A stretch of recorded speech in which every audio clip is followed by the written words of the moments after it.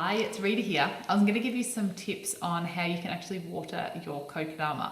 So kokedamas generally will need watering about once a week. It depends on the plant that you've got, and also how big it is too. So a smaller one might actually need watering more often, but it is important to start paying attention to your kokedama and touching it and feeling it and just knowing what it needs. Okay, so I'm going to show you one that I watered yesterday and also one that's actually due for a water. I tend to do them about once a week.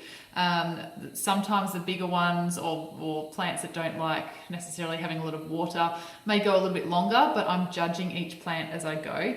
But as a general rule of thumb, every week I go through and I water most of the plants in my house unless they don't need it. So I've got, this is a cordyline that I soaked yesterday, and I'll see, hopefully you can see the difference. This one has not. So if you can tell, the color of the string is actually lighter. So you can see this one here is a bit darker and this one is quite light.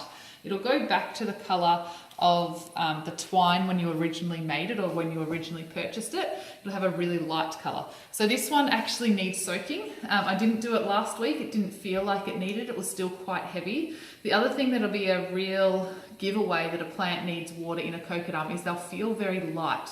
So the other one, the cordyline that I just had then, was quite heavy. Okay, so it's got water in there and it's full. I also have this. This is the one, I think my son made this, or no, I think I made this one.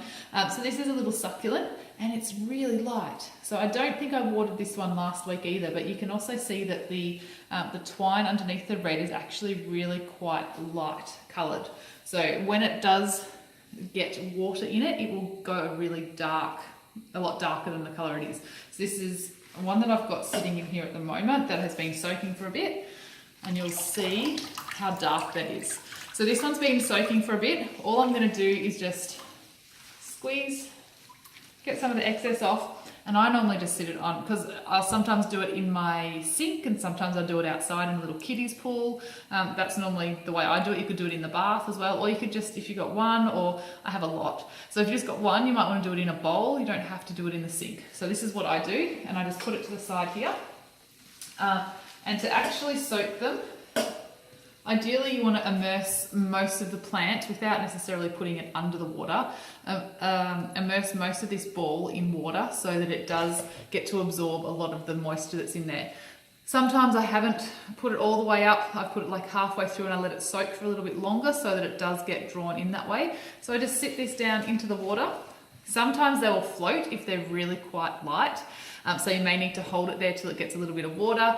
Generally, for most of your plants, like your smaller ones, 10 minutes, sometimes 20, it kind of depends on the ball. If it's a really small succulent like this, you might not want to put it in for as long, because succulents like to actually dry out quite a lot between waters, and you don't want to get too much water in there that their roots will rot as well. So this one's come back from being knocked over and it's got all new growth that's coming through these bits here.